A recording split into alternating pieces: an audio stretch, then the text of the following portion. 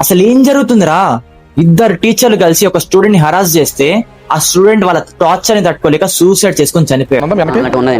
బయటికి రా నాతోని, మా ఆయన లేడు, మా ఆయన కొన్ని రోజుల్లో ఒంట్లో బాగాలేదు, చనిపోతాడు, సో నేను నిన్ను చూస్ చేసుకుంటున్నాను అలాంటివన్నీ చెప్పారని ఆయనకి. కాకపోతే అతను లేదు మేడం, నేను మిమ్మల్ని ఒక అమ్మగా చూస్తున్నాను, నాకు అలాంటి వద్దు మేడం అనేసి చాలా విధంగా చెప్పాడని. అతను ఎందుకు ఇలా ఆడుకుంటున్నారని చెప్పి రిటర్న్ క్వశ్చన్ చేస్తే నేను ఫెయిల్ చేస్తాను, ఎగ్జామ్ లో మార్క్స్ వేయను, నువ్వు నెక్స్ట్ ఇయర్ కూడా ఇదే కాలేజ్ చదవాల్సి వస్తుంది, నీకు బయట జాబ్ లేకుండా చేస్తామని చెప్పి తనని టార్చర్ చేశారు. ఆవిడ ఇంకా సీరియస్గా తీసుకొని రేపు ప్రాక్టికల్స్ ఉంటుండగా ఈ రోజు కూడా కరెక్షన్ చేయలేదని ఆవిడ ఆ ఒక్కరిని పాయింట్అవుట్ చేసి చాలా చాలా విధంగా ఆపారండి.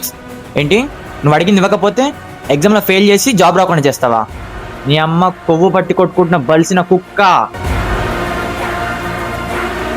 ప్రతిసారి రాయడం, తను క్రాస్ చేసడం, ఈ మేడం ఏమో సెక్షువల్ గా ఫేవర్ చేస్తావా?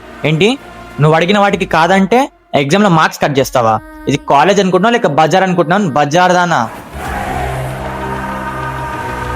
ఏదైతే ఈ రికార్డ్స్ అవి ఉన్నాయో అవన్నీ వాళ్ళ చేతుల్లో. మీరు అడిగిన వాటికి కాదంటే రికార్డ్స్ అన్ని సార్లు రాపించి మానసికంగా వేధించుకొని తింటారా?